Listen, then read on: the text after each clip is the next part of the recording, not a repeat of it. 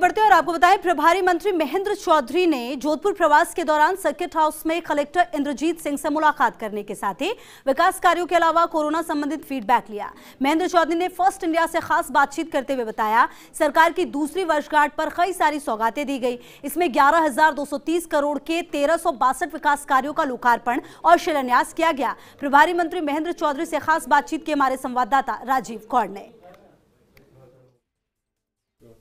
किसी भी सरकार के लिए जनता की सेवा करना, जनता से किए हुए वादे को पूरा करना या घोषणा पत्र में जो घोषणाएं की गई है उनको फलीभूत करना बहुत बड़ी जिम्मेदारी सरकार की होती है।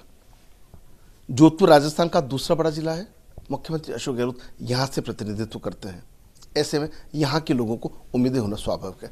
2 साल में क्या क्या काम हुए हैं, किस तरह से जनता को लाभ दिया गया है, उन सब की जानकारी लेने के लिए इस वक्त जोधपुर के प्रभारी मंत्री महेंद्र चौधरी हमारे साथ हैं। उनसे ये जानने की कोशिश करते हैं कि मुख्यमंत्री ने अपने गृह जिले के अंदर जो एक नैतिक जिम्मेदारी निभाई वो क्या निभाई है और उसका अब जो घोषणा की है उसका आने वाले समय में कब तक क्रियान्वयन हो पाएगा। किस तरह से देखते हैं जिस तरीके से 2 साल निकले हैं, कहते हैं कि जनता के हित के ये 2 साल निकले, जनता के हित में फैसले लिए गए।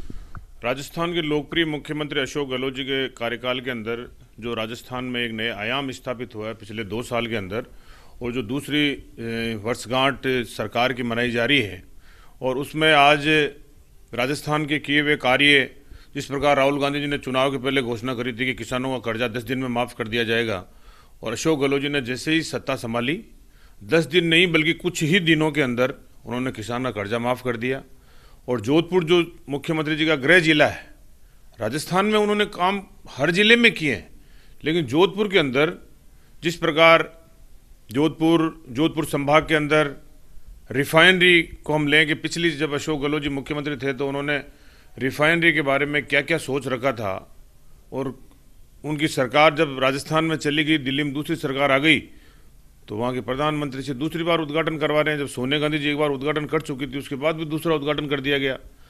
तो वापस मुख्यमंत्री जी ने सरकार बनते ही रिफाइनरी में दक्ष कार्मिक कैसे तैयार करें उसके लिए उसका शुभारंभ किया है।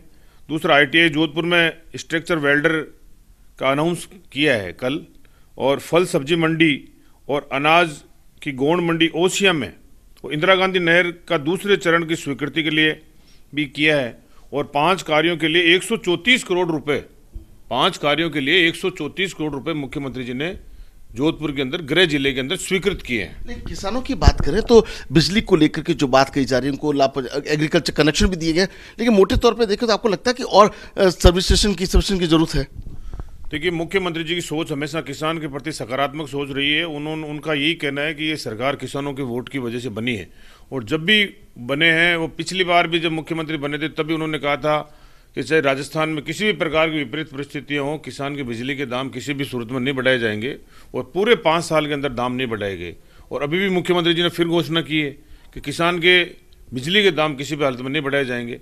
33 kVA के 53 GSS जोधपुर के अंदर स्वीकृत हुए हैं, और उसके अलावा 20 का शिलान्यास भी हुआ है जो एक समर्पित किया गया है जनता को। तो इससे आप अंदाज लगा सकते हैं कि किस प्रकार से मुख्यमंत्री जी की सोच किसानों के प्रति रही है, चाहे कर्जा माफी की बात हो, चाहे किसान की बिजली की बात हो। लगातार जिस तरीके से प्रभारी मंत्री मॉनिटरिंग कर रहे हैं उसके परिणाम भी आ रहे हैं। देखने वाली बात ये होगी कि अभी 3 साल बाकी हैं। 3 साल में जोधपुर का विकास की तस्वीर और तकदीर क्या होती है, ये देखने वाली बात होगी। अशोक गहलोत के साथ Rajeev Kaur, First India News, Jodhpur.